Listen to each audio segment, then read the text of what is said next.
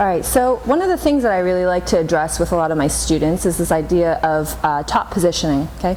One of the fundamental mistakes you see a lot of people making is they like to keep their knees all the way up and their butt up in the air, and as they're doing this, they like to override their partner a lot of the time. So one of the things I like to do is always square out the arm, bring my heels close to my butt, okay? And as I do this, I'm going to tuck my knees in, contact with my partner's body, and with my shoulder, I like to drop it low and just adjust my partner's head, okay? It's not so much of a shove into my partner's head, it's that I'm bringing my shoulder low and I'm just cinching it right next to their jaw, okay? Once I come from this position, I actually like to play around with, again, another flow drill. I'm going to come here, I'm going to pick up my partner's arm, and I'm going to kick out towards their head, okay?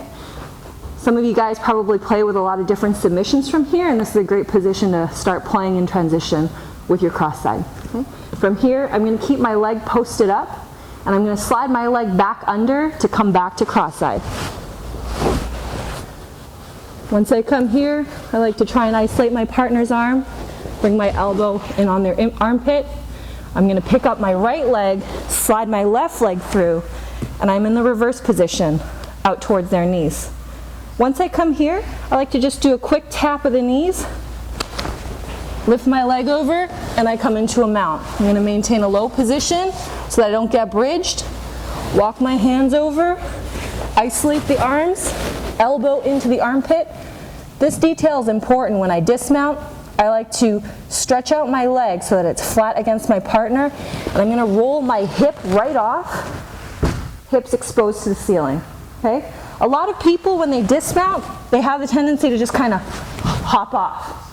It's really important, I think, to maintain good balance here and to also isolate the arm out, because as I dismount here, if my partner tries to start bridging, I have the ability to reposition myself, okay?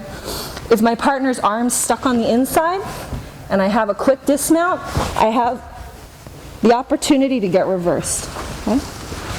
So I'm here, I dismount, hips up to the ceiling. I'm in the same mirrored position that I was on the other side. From here, what I'm going to do is I'm just going to keep that post with my left leg. I'm going to slide my knee right along my partner's body and come back into cross side. Cross side, come back up towards the head. Okay? Just going to run through this flow really quickly so you can sort of see how the transitions all work.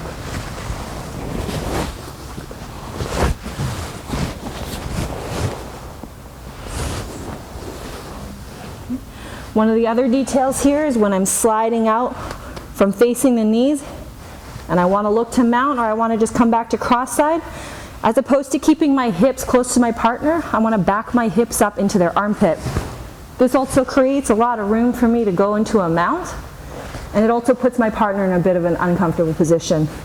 The other thing I like to do for mount sometimes, I don't always do it with this flow drill, but I like to take my inside knee, prop it right up onto my partner's hip.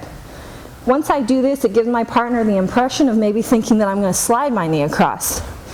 They actually don't have the ability to see what's going on down here.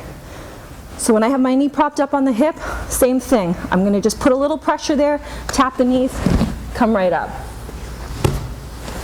I think this is a really awesome drill that you can do with a lot of fundamental and intermediate level students.